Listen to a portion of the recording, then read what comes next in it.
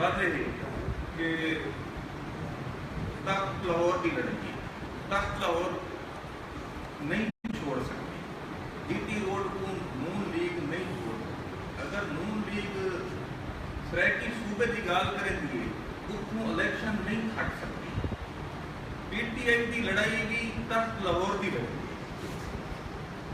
PTI से नून league एक पे तख्त लाहौर खसन कर जेकर इतने जो एक पार्टी सरायकी का नियंत्रण की भी हुए ना दिल से उतों का वोट नहीं मिलता, उतनी सीटा नहीं मिलती।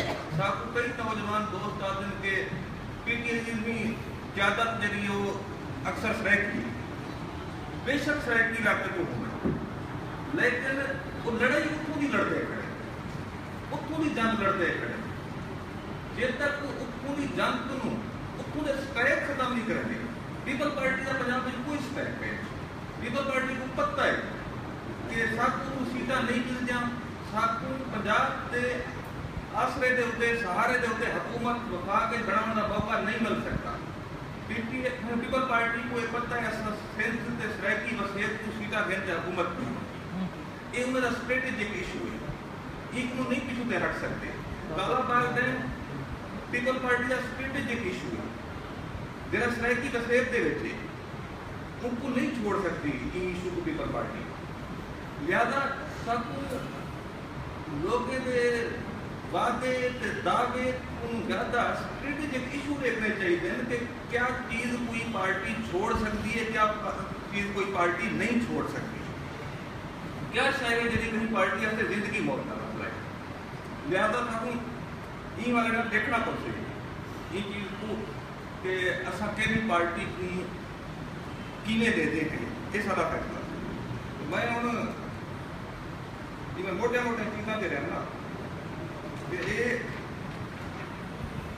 मुझे जिम्मे लगा कि 2017-18 का जरा पंजाब बजट है उनके हवाले का एक रिपोर्ट तैयार कराना 18 सफे की रिपोर्ट है। वैसे सब तो पहले गल है कि सियासत क्या है, सियासत एक मुल्क मशहूर मैशत है। हुण जेड़ा स्टैबलिशमेंट का नून लीग का ये होए कि जरा करदा किते भी हुण कौन लै सी या कोई जेड़ा है 5 साल दे जरा 35 अरब डॉलर नून लीग किते करदा तो सब पता कहीं किते गए। हुण फौज आदि और कौन वापस देसे इहो जेड़ा करदा पे साडा भी पेट का मसला है, साडा वसाइल का मसला है, सारे वसाइल का मसला है।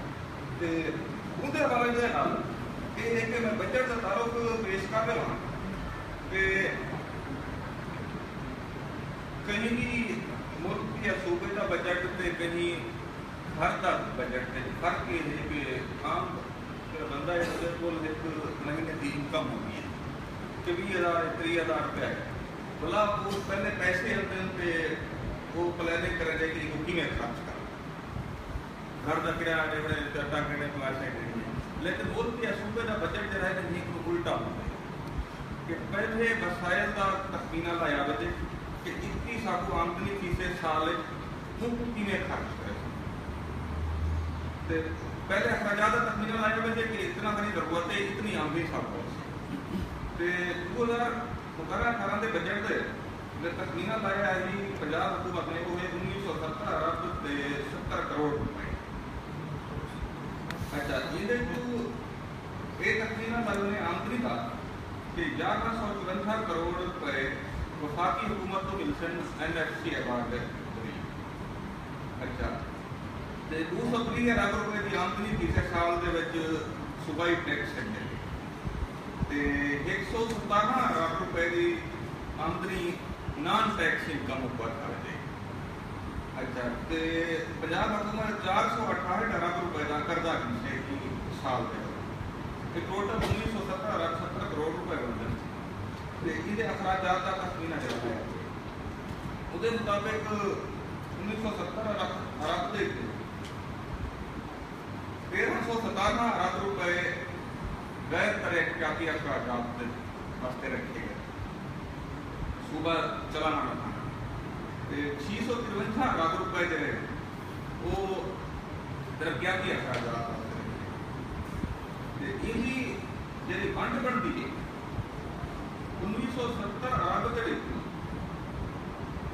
ਸਰਾਇਕੀ ਵਸੇਬ ਦੀ ਖਾਤਰ ਦੋਹੇ ਮਿਲਾ ਕੇ ਤਰੱਕਿਆਤੀ ਤੇ ਗੈਰ ਤਰੱਕਿਆਤੀ ਅਖਰਾਜਾਤ 147 ਅਰਬ ਰੁਪਏ ਤੇ 10 ਕਰੋੜ 64,42,000 ਰੁਪਏ ਸਿਰਫ ਐਲੋਕੇਸ਼ਨ ਰੱਖੀ ਗਈ ਹੈ ਤੇ ਪੰਜਾਬ ਦੇ ਖਾਤਰ 1891